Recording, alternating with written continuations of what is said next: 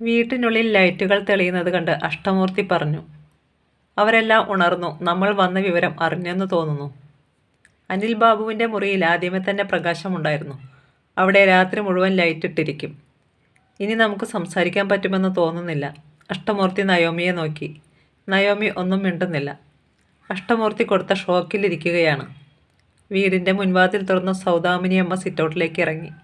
പുറകെ കൃഷ്ണമ്മയും ഉദയഭാനുവും വന്നു. അടഞ്ഞു കിടന്ന ഗേറ്റ് ഉദയഭാനു ഇറങ്ങി വന്ന് തുറന്നിട്ടു. ഇന്നിനി പോയി കിടന്നുറങ്ങിക്കോ, അഷ്ടമൂർത്തി നയോമിയോട് പറഞ്ഞു. ഇനി എപ്പോഴാണ് നമ്മൾ കാണുന്നത്? നയോമി ചോദിച്ചു. ഞാൻ എപ്പോഴും അവൈലബിൾ ആണല്ലോ. നയോമിക്ക് തിരക്കില്ലാത്ത സമയം പറഞ്ഞാൽ മതി. ഷൂട്ടിംഗ് ലൊക്കേഷനിലോ ഹോസ്പിറ്റലിലോ ഇവിടെയോ എവിടെ വേണമെങ്കിലും ഞാൻ വരാം. നാളെ ഞാൻ പറയാം. പിന്നെ നമുക്ക് ഏന്തയാർ വരെ ഒന്ന് പോകണം. മരിയ നെറ്റോയ്ക്ക് നിന്നെ കാണണമെന്ന് വലിയ ആഗ്രഹം. സിത്താരയെ വളർത്തിയത് മരിയ അല്ലേ? അവൾക്ക് ഒരു ഇരട്ട സഹോദരി ഉണ്ടെന്നും സിത്താരയുടെ തനി പകർപ്പാണെന്നും ഒന്നും മരിയയ്ക്ക് അറിയില്ലായിരുന്നു. മഹാദേവൻ നമ്പ്യാർ അത്തരം രഹസ്യങ്ങളൊന്നും മരിയയോട് പറഞ്ഞിരുന്നില്ല.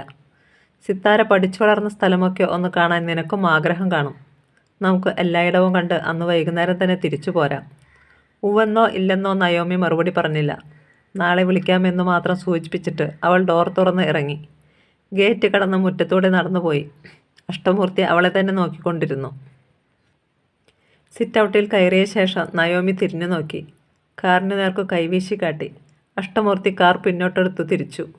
അയാളുടെ കാറിന് പിന്നിലെ ചുവന്ന വെളിച്ചം മറഞ്ഞതിന് ശേഷം നയോമി അകത്തേക്ക് പോന്നു. നീ എന്താ മോളെ വൈകിയത്? കൃഷ്ണമ്മ ചോദിച്ചു. വൈകിയില്ലല്ലോ, രാവിലെ വന്നാൽ മതിയെന്നാ ആദ്യം വിചാരിച്ചത്. ക്ഷീണം തോന്നിയത് കൊണ്ടാണ് ഇപ്പോൾ ഇങ്ങ് പോന്നത്, നയോമി പറഞ്ഞു. നയോമി, നിനക്ക് കഴിക്കാനോ കുടിക്കാനോ എന്തെങ്കിലും എടുക്കണോ? സൗദാമിനിയമ്മ തിരക്കി.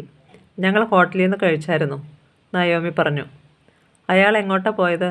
അറിയില്ല, ചിലപ്പോൾ ഹോട്ടൽ റൂമിലേക്കായിരിക്കും. ക്ഷീണമാണെങ്കിൽ നീ പോയി കിടന്നോ, നാളെ സംസാരിക്കാം, സൗദാമിനിയമ്മ പറഞ്ഞ ഉടൻ തന്നെ അവൾ റൂമിലേക്ക് കയറിപ്പോയി വാതിലടച്ചു.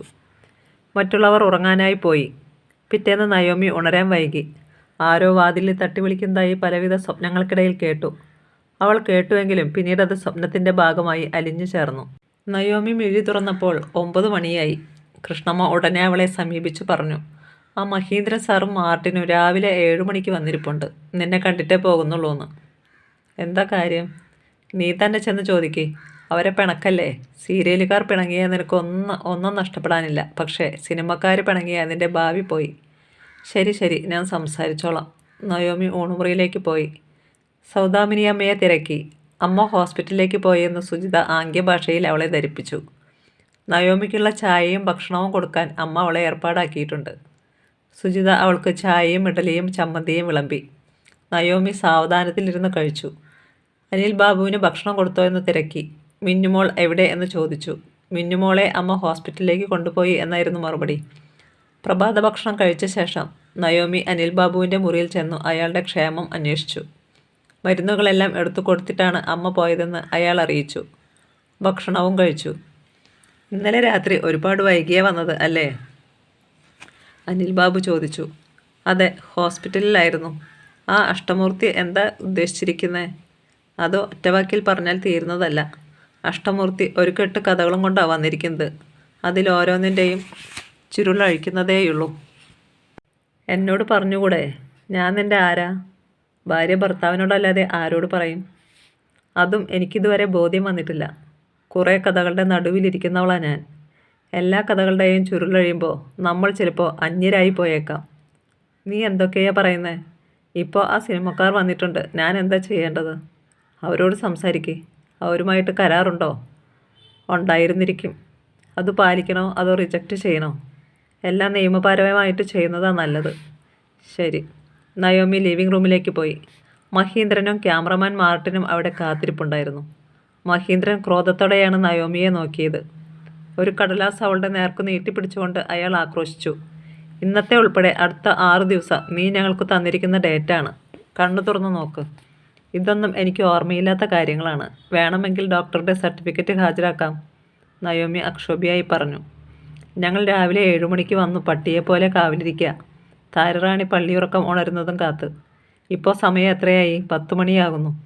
ഇന്ത്യയിലെ ഏറ്റവും വലിയ സൂപ്പർ ഹീറോയിൻ ഇത്രയും ചാട കാണിച്ചിട്ടില്ല.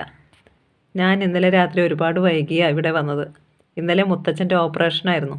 ഹോസ്പിറ്റലിൽ പോകേണ്ട കാര്യമുണ്ടായിരുന്നു. അതൊന്നും ഒരു എക്സ്ക്യൂസ് അല്ല. ഞങ്ങൾക്ക് തന്ന ഡേറ്റ് മറ്റുള്ള കാര്യങ്ങൾക്ക് വേണ്ടി ഉപയോഗിച്ചിട്ട് ഒഴിവു കഴിവ് പറയുന്നോ? നീ ഒരുപാട് രാത്രികളിൽ വൈകി വന്നിട്ടുള്ളവളാണെന്ന് എനിക്കറിയാം. പക്ഷേ രാവിലെ 7 മണിക്ക് നീ ലൊക്കേഷനിലെത്തി മേക്കപ്പിടുമായിരുന്നു. സോറി, അതൊന്നും എൻ്റെ ഓർമ്മയിലില്ല. വിജയാനന്ദിൻ്റെ സീരിയൽ കാര്യം മാത്രം നിൻ്റെ ഓർമ്മയിലുണ്ട് അല്ലേ? സോറി, അതും ഉണ്ടായിരുന്നില്ല. അദ്ദേഹം എഗ്രിമെൻ്റ് കാണിച്ചപ്പോഴാണ് ഓർമ്മ വന്നത്. കൂടുതൽ സംസാരിച്ച് വഷളാക്കാതിരിക്കുന്നതാണ് നമുക്ക് രണ്ടു കൂട്ടർക്കും നല്ലത്. ഞങ്ങളെ കയ്യിൽ നിന്നും കാശ് വാങ്ങി വെച്ചപ്പോൾ നിൻ്റെ സ്വരം ഇതല്ലായിരുന്നല്ലോടി. പാലം കടന്നു കഴിഞ്ഞപ്പം കൂരായണ. ക്ഷമയുടെ നെല്ലിപ്പലകമേൽ ഇറങ്ങി നിന്ന് സംസാരിക്കുകയാണ് ഞാൻ. ഇപ്പം എന്താ ഞാൻ ചെയ്യേണ്ടത്? ലൊക്കേഷനിൽ വരണോ അഭിനയിക്കണോ? അതോ ഇങ്ങനെ തർക്കിച്ചുകൊണ്ടിരുന്നാൽ മതിയോ? ശോഭ മടക്കി പിടിച്ച് നയോമി ചോദിച്ചു. ഒരു ക്രൂ മുഴുവൻ കാത്തു കിടക്കുക അതിരപ്പള്ളിയിൽ. നിനക്ക് കളിത്തമാശ അല്ലേ? ശരി, നമുക്ക് കളിത്തമാശ നിർത്തിയിട്ട് കാര്യത്തിലേക്ക് കടക്കാം. വേഗം കണ്ടിന്യൂറ്റി ഡ്രസ്സും കോസ്റ്റ്യൂംസും എല്ലാം എടുത്ത് ഇറങ്ങാൻ നോക്ക്. ലൊക്കേഷനിലെത്താൻ വേണം 2 മണിക്കൂർ. ഇനി എപ്പോൾ ഷൂട്ട് ചെയ്യാനാ? ഞാനിപ്പോൾ തന്നെ വരാം. നയോമി തൻ്റെ റൂമിലേക്ക് തിരിച്ചുപോയി. കൃഷ്ണമ്മയെ വിളിച്ച് സിനിമയുടെ ഷൂട്ടിങ്ങിന് പോകുമ്പോൾ എന്തൊക്കെയാണ് കൊണ്ടുപോകേണ്ടതെന്ന് തിരക്കി. കൃഷ്ണമ്മ മുറിയിലെത്തി കൊണ്ടുപോകേണ്ടതെല്ലാം പായ്ക്ക് ചെയ്യാൻ തുടങ്ങി. നയോമി അഷ്ടമൂർത്തിയെ ഫോണിൽ വിളിച്ച് സംസാരിച്ചു. സിനിമയുടെ ഷൂട്ടിങ്ങിന് പോകുക അങ്കിളെ. അതിരപ്പള്ളിയിലാ ലൊക്കേഷൻ. 6 ദിവസത്തെ ഡേറ്റ് കൊടുത്തിട്ടുണ്ടത്രേ. മിക്കവാറും അത് കഴിഞ്ഞേ വരാൻ പറ്റൂ. നീ ഇങ്ങനെ പോയാൽ ഹോസ്പിറ്റലിലെ കാര്യം ആര് നോക്കും? അങ്കിൾ നോക്കും. അങ്കിൾ എൻ്റെ വെൽവിഷറല്ലേ? എൻ്റെ അച്ഛൻ്റെ ആളല്ലേ? അങ്കിളല്ലേ ഇതുവരെ അതെല്ലാം വേണ്ട പോലെ കൈകാര്യം ചെയ്തത്. അങ്കിൾ ചിലവാക്കുന്ന പൈസയൊക്കെ ഞാൻ തിരിച്ചു തരാം. അത് വിട്. നീ പൈസ തിരിച്ചു തരുമെന്ന് വിചാരിച്ചല്ല ഞാൻ നിൻ്റെ കാര്യങ്ങൾക്ക് വേണ്ടി ചിലവാക്കിയത്. അതെൻ്റെ കടമയായതുകൊണ്ടാണ്. പിന്നെ അങ്കിളേ, ഞാനൊരു പുലിമടയിലേക്കാണ് പോകുന്നത്. ഞാനുമായിട്ട് എന്തൊക്കെയോ ഇല്ലീഗൽ റിലേഷൻഷിപ്പ് അവർ പറയുന്നുണ്ട്. പക്ഷേ എനിക്കതൊന്നും ഓർമ്മയില്ല. ഇനി അഥവാ അങ്ങനെ എന്തെങ്കിലും ഉണ്ടായിരുന്നെങ്കിൽ തന്നെ അത് കണ്ടിന്യൂ ചെയ്യാൻ എനിക്ക് താല്പര്യവുമില്ല. അപ്പോൾ സ്വാഭാവികമായിട്ടും ചില വഴക്കുകളൊക്കെ ഉണ്ടാവാം. ഇപ്പോൾ തന്നെ അവരുടെ ഭാഗത്തു നിന്നും വെർബൽ അബ്യൂസ് വരുന്നുണ്ട്. നീ അതൊന്നും സമ്മതിച്ചു കൊടുക്കേണ്ട കാര്യമില്ല. സമ്മതിച്ചു കൊടുക്കില്ലെങ്കിലേ അതാണല്ലോ വിഷയം. എന്തായാലും ഞാൻ പോകാം. കരാർ തെറ്റിക്കുന്നില്ല. എന്നെ ഫോണിൽ കിട്ടിയില്ലെങ്കിൽ അങ്കിൾ അപ്പോൾ തന്നെ വേണ്ടത് ചെയ്തേക്കണം. ഓക്കെ, അത് ഞാൻ ഏറ്റു. നിനക്ക് പേടിയൊന്നുമില്ലല്ലോ? ഒറ്റയ്ക്കാണോ പോകുന്നത്? മുത്തശ്ശിയുണ്ട് കൂടെ. ഉദയനങ്കിളിനെ വീട് കാവൽ ഏൽപ്പിച്ചിട്ടേ പോകൂ. കറക്റ്റ് ലൊക്കേഷൻ ഞാൻ പിന്നീട് വിളിച്ചു പറയാം. ശരി, കമ്മ്യൂണിക്കേഷൻ കട്ടാവാതെ നോക്കണം. ഓക്കെ എങ്കിൽ. അതിനുശേഷം അവൾ വിജയാനന്ദനെ വിളിച്ചു. അയാളെ കാര്യം ധരിപ്പിച്ചു. നയോമി, അങ്ങനെ പോയാൽ കാര്യം ശരിയാവില്ല. 6 ദിവസം മാറി നിൽക്കുക എന്ന് വെച്ചാൽ എങ്ങനെ അഡ്ജസ്റ്റ് ചെയ്യും? ചാനൽ ടെലികാസ്റ്റിംഗ് ഡേറ്റ് തന്നു കഴിഞ്ഞു. എപ്പിസോഡ് മുടങ്ങാതെ കൊടുക്കണ്ടേ? വിജയാനന്ദ സാറ് എങ്ങനെയെങ്കിലും കൈകാര്യം ചെയ്യണം. സിനിമക്കാർ പറയുന്നതിലും കാര്യമില്ലേ? ഞാൻ ഇവിടെയും ഡേറ്റ് കൊടുത്തിട്ടുണ്ടല്ലോ. അവരോട് നീതി കാണിക്കണ്ടേ? ടെലികാസ്റ്റിംഗ് ഡേറ്റ് മാറ്റാൻ പറ്റില്ലെന്ന്. മാറ്റാൻ പറ്റും സാർ. ചാനലുമായി സംസാരിച്ചാൽ മതി. ഒരാൾക്ക് ഒരേ സമയത്ത് 2 സ്ഥലത്ത് അഭിനയിക്കാൻ പറ്റില്ലല്ലോ. പറ്റുമെങ്കിൽ ആ വിദ്യ ഒന്ന് പഠിപ്പിച്ചു തരാൻ പറ ചാനലുകാരോട്. വയ്ക്കുക, 6 ദിവസം കഴിയുമ്പോൾ വരാം. Naomi please. പ്ലീസ് കൊണ്ടൊന്നൊരു കാര്യമില്ല. എൻ്റെ മുത്തച്ഛൻ ഓപ്പറേഷൻ കഴിഞ്ഞ് ICUവിൽ കിടക്കുന്നു. അതുപോലും വിട്ടിട്ടാണ് ഞാൻ പോകുന്നത്. ബൈ. നയോമി ഫോൺ വെച്ചു. കൃഷ്ണമ്മ പായ്ക്ക് ചെയ്ത് കഴിഞ്ഞിരുന്നു. ഉദയഭാനു ലഗേജ് പെറുക്കി പ്രൊഡക്ഷൻ്റെ കാറിൽ വെച്ചു. നയോമി ചെന്ന് മഹേന്ദ്രനോട് പറഞ്ഞു. റെഡി സാർ, പോകാം. നയോമിയെയും കൂട്ടി അവർ ഇറങ്ങി. പ്രൊഡ്യൂസറുടെ പ്രാഡോ കാർ കാത്തു കിടപ്പുണ്ടായിരുന്നു. അവർ അതിൽ ചെന്ന് കയറി. കാർ ഓടിത്തുടങ്ങി.